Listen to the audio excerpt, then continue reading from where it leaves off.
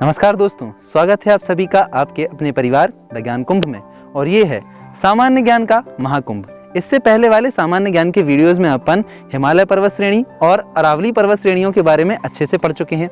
आज बारी है उस पर्वत श्रेणी की जहां मैं अभी मौजूद हूं, यानी कि विंध्याचल पर्वत श्रेणी। तो चलिए बिना किसी समय की बर्बादी के शुरू करते हैं आज की क्लास। तो आगे की क्लास के लिए अपन आ गए हैं बोर्ड पर। आप भी अपने हाथों पे नोटबुक और पेन लेकर एकदम तैयार रहिए, ताकि मैं यहाँ जो पॉइंट बताता चलूं आप उनको अच्छे से नोट करते चलें। तो आज अपन विंध्याचल पर्वत श्रेणियों को पढ़ने वाले हैं। वैसे इनके कुछ पुराने नाम भी हैं और कुछ नए नाम भी हैं। पुराने नाम यानी कि जो महाभारत के टाइम पे विंध्याचल पर्वत श्रेणी का नाम था, तब उसे विंध्य पद कहा जाता था। अब विंध्याचल पर्वत श्रेणी और ऐसी कुछ पर्वत श्रेणियों को एक समूह में रखा जाता है जिसे प्रायद्वीपीय पठार कहते हैं। इनमें विंध्याचल पर्वत श्रेणी तो आती है, साथ में सतपुड़ा की पहाड़ियां भी आती हैं और भी चीजें आती हैं। उनके बारे में अपन कभी फिर डिस्कस करेंगे। तो वैसे इसके जस्ट बाद अपन सतपुड़ा पढ़ने वाले हैं, लेकिन आज अपन विंध्याचल पढ़ेंगे। तो विंध्याचल पर्वत श्रेणी एक प्राचीन पर्वत श्रेणी है। वेदों में इसे सतकुल पर्वतों में गिना जाता था। अब प्राचीन है, मैंने कहा प्राचीन पर्वत श्रेणी, प्राचीनतम नहीं। प्राचीन और प्राचीनतम में एक अंतर होता है। प्राचीनतम मतलब प्राचीन से भी प्राचीन, और प्राचीन मतलब जो नई है उनसे पहले की, लेकिन नई नहीं। अब नई पर्वत श्रेणी कौन सी है? नवीन पर्वतों में भी हिमालय गिने जाते हैं। तो ये भी हिमालय से पहले की हैं, लेकिन ये अरावली के बाद की हैं। अरावली प्राचीनतम हुई और हिमालय नहीं हुई। इनके बीच की जो है वो है अरावली विंध्याचल पर्वत श्रेणी। तो अब इनका अपन विस्तार जानेंगे। तो विंध्याचल पर्वत श्रेणी मुख्यतः 4 पहाड़ियों का एक समूह है, जिसे अपन पूरा विंध्याचल पर्वत श्रेणी कहते हैं। अब वो 4 पहाड़ियां कौन कौन सी हैं? उनके नाम है विंध्याचल, भांडेर, कैमूर और पारसनाथ की पहाड़ियां। इन 4 पहाड़ियों को मिलाकर पूरी पर्वत श्रेणी बनती है, जिसका नाम है विंध्याचल पर्वत श्रेणी। अब इसका विस्तार किन किन राज्यों में है, इससे पहले अपन ये जानेंगे कि भारत में इसकी भौगोलिक स्थिति क्या है, यानी ये भारत में किस तरह से पाई जाती है। तो इसके लिए मैं एक भारत का मैप बना रहा हूं। ये एक्यूरेट भारत के मैप जैसा नहीं होने वाला, मैं पहले ही कह दे रहा हूं, ठीक है। आप इसको समझने के हिसाब से लें, बाकी इसके अधिक और कुछ नहीं। और ये इस तरह से आया। ये कुछ भारत के मैप जैसा मैंने बना दिया, एक्यूरेट वैसा नहीं है। तो अगर इसको अपन भारत का मैप मान लें, तो ये भारत में यहां कहीं पे पाई जाती है, यानी कि आप देख सकते हैं बिल्कुल बीचों बीच और क्षैतिज स्थिति में, क्षैतिज कहें या हॉरिजॉन्टल कहें या कहें कि आड़े में ये पाई जाती है ना। ये भारत को 2 भागों में बांटती है। एक होता है उत्तरी भारत और इस तरफ दक्षिण वाला दक्षिणी भारत,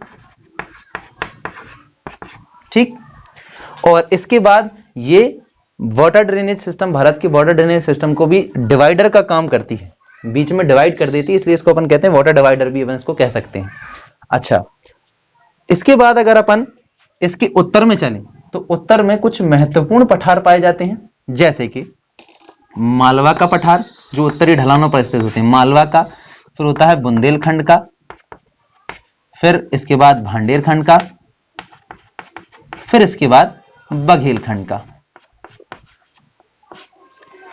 मालवा, बुंदेलखंड, भांडेरखंड, बघेलखंड, ये 4 मुख्य पदार्थ इसके उत्तरी ढलानों पर पाए जाते हैं। अच्छा, अब आप इसकी अगर स्थिति देख रहे हैं तो ये आड़े में है, यानी कि जो कर्क रेखा है वो भी यहीं कहीं से निकली है।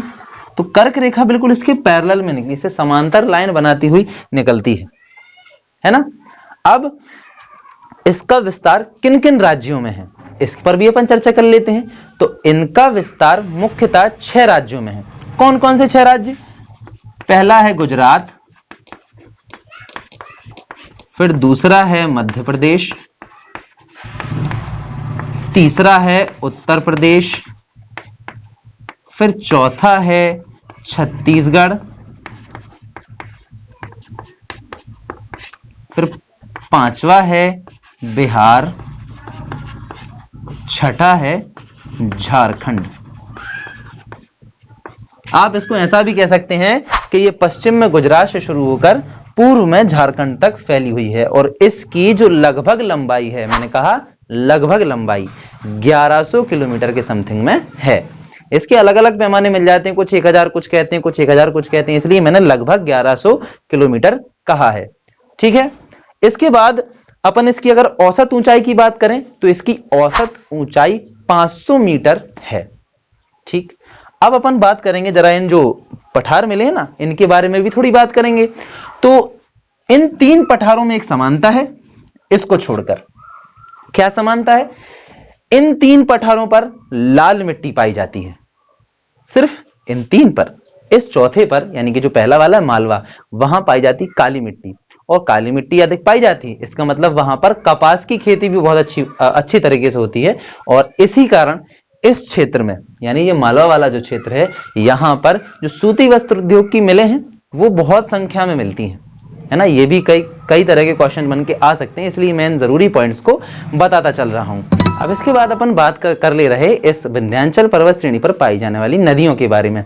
तो देखिए, नदियों की बात आई है, विंध्याचल पर्वत श्रेणी की बात हो और नर्मदा की बात ना हो, ऐसा तो नहीं हो सकता।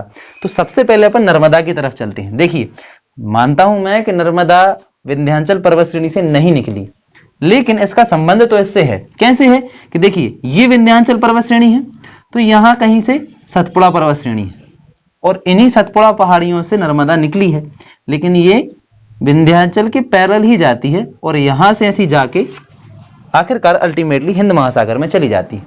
और इसी के साथ साथ ताप्ती नदी भी जाती है और वो भी इसी के साथ बहती है। ये दोनों नदियां ही हैं जो पश्चिम दिशा में जाती हैं। इसके बाद जो उत्तर दिशा में नदियां हैं, जैसे सोन नदी, चंबल नदी, ये सारी उत्तरी की तरफ बहती हैं, उत्तर की ढलानों साइड बह जाती हैं और अल्टीमेटली गंगा में जाके मिलती हैं। मैं कह रहा हूं अल्टीमेटली, आखिरकार, डायरेक्ट या इनडायरेक्ट। अब जैसे चंबल है, चंबल पहले यमुना में मिलती है, लेकिन यमुना भी आखिरकार जाती तो वही है, गंगा में। तो इस प्रकार जितनी भी नदियां यहां से बहती हैं वो डायरेक्ट या इनडायरेक्ट रूप से गंगा में जाकर ही मिल जाती हैं। ये बात तो हो गई इसकी नदियों की, है ना। अब अपन बात करते हैं कि इसमें मुख्यतः कौन कौन से खनिज मिलते हैं।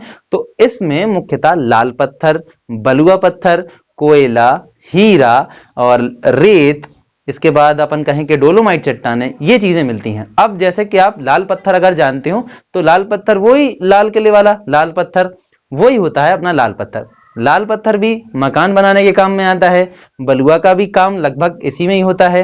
रेत तो आपने सुनी रखी है, रेत का काम भी मकान के निर्माण में होता है। तो आप ऐसा कह सकते हैं कि इसमें मुख्यतः वो खनिज पाए जाते हैं जिनका इस्तेमाल अपन मकान निर्माण में या इमारत के निर्माण में करते हैं।